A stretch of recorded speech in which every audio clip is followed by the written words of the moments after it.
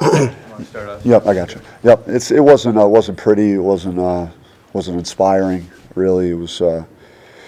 We had a good stretch. Maybe at the end of the first half, we got that advantage, and then I just very frustrated by how we came out to start the second half.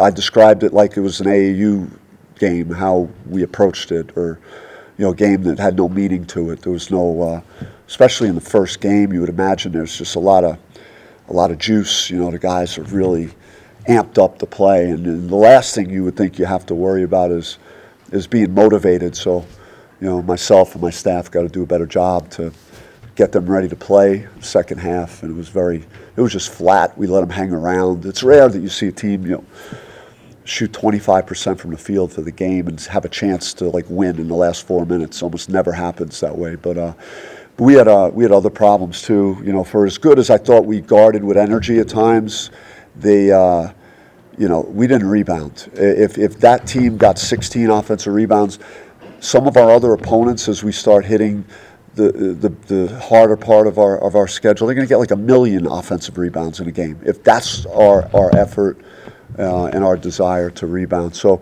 there's still a lot that we have to get better on.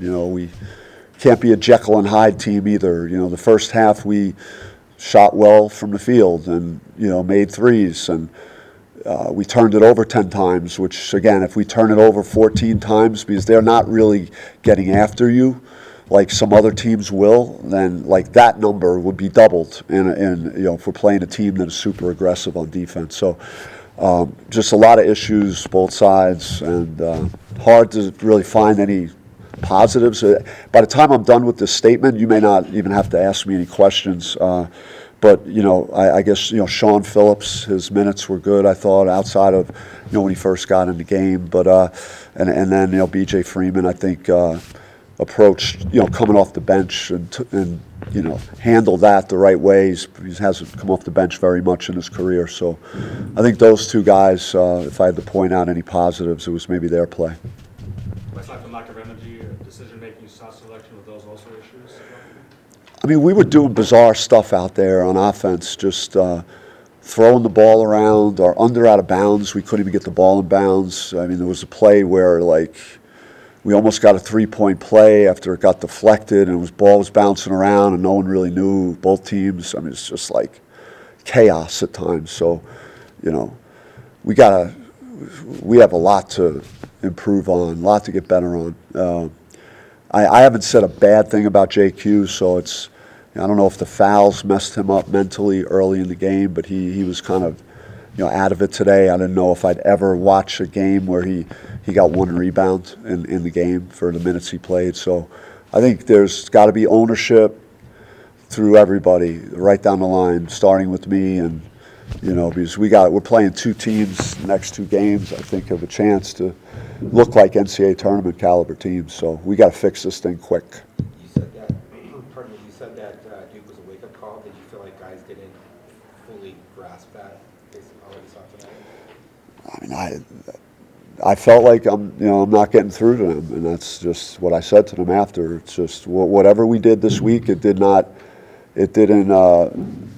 fix any of our problems. We got behind really early in the game. Just giving up offensive rebounds, down already early.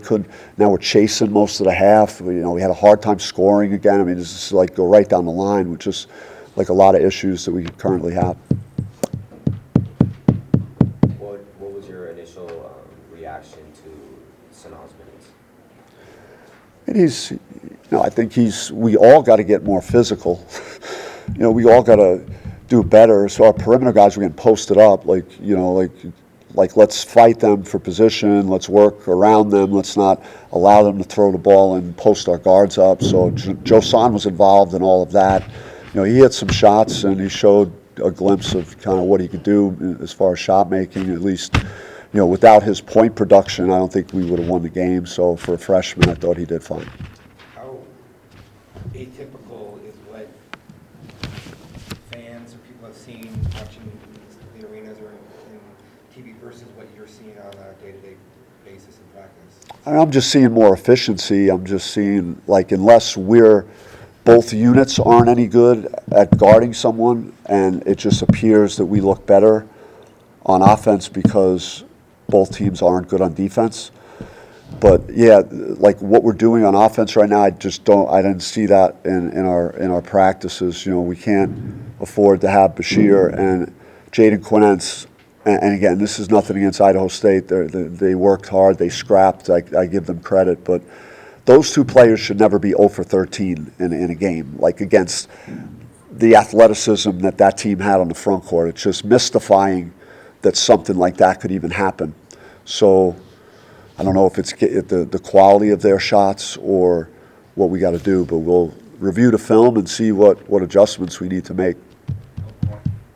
Austin Mason had a pretty solid performance in the minutes he played. What did you sort of see out of him to show positive signs in those minutes? Yeah, he did a nice job just with some of his shot making, and obviously the threes gave us life, you know, on offense in the first half, and he's got to take, you know, care of the ball, can't turn the ball over in tough spots. So that's something that he's got to, you know, obviously make sure that we work on with him.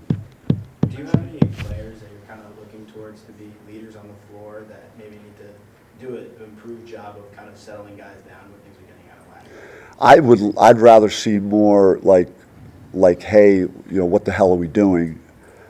So I would like to see more like tough communication where I think we were very, I thought we were soft out there, and there was no fight, especially in the second half. So, you know, guys gotta figure that out and do that when they're on the floor. Within the offense to get points, the amount of shots that he took. You know, we'll talk to him, but there's especially early in the game, there's no reason to have your first shot or two be like threes, even though he was pretty open.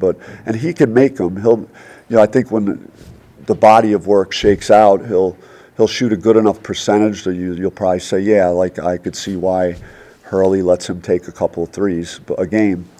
But there's other things that he can do to not have to kickstart his game with that. Maybe find a way to get an offensive rebound, a putback, score in transition, something facing up, getting to the basket so he could get some more confidence.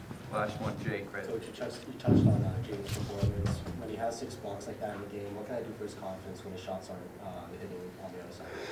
Yeah, he was lost out there on offense, and we gotta point him in the right direction again. But like I haven't seen that from him, so I'm gonna try and figure out why he looked the way he did on offense, and we'll try and help him and coach him up.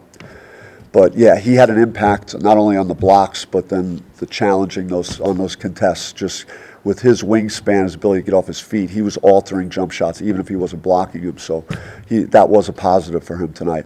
All right, thank you. Thank you.